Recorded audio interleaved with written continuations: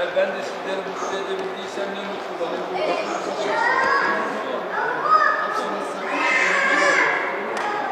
Yap bakayım hadi bak. Oradan pas at. Hadi bakayım. Geri gel pas at. Şimdi pas at. Pas. Bak.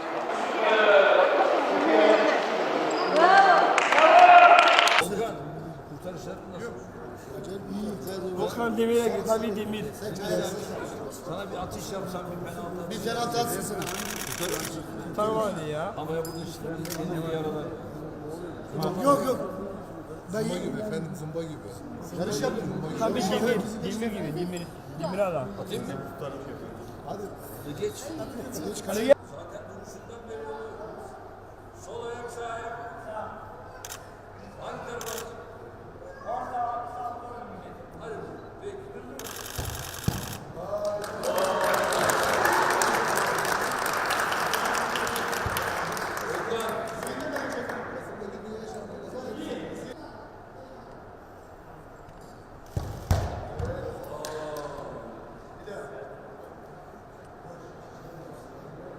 Niye çıkarıyorsun?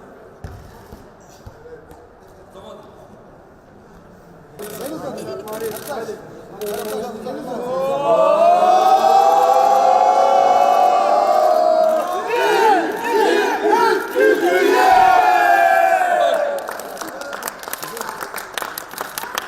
Tamam, al bakalım.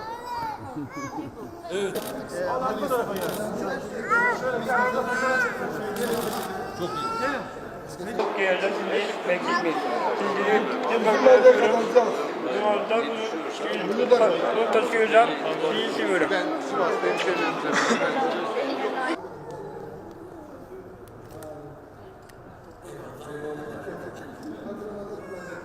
Bunları antrenmanlarda kullanacaksınız, tamam mı?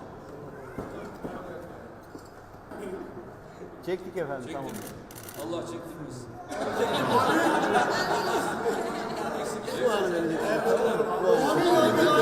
Ne? Müzikleri alıverelim.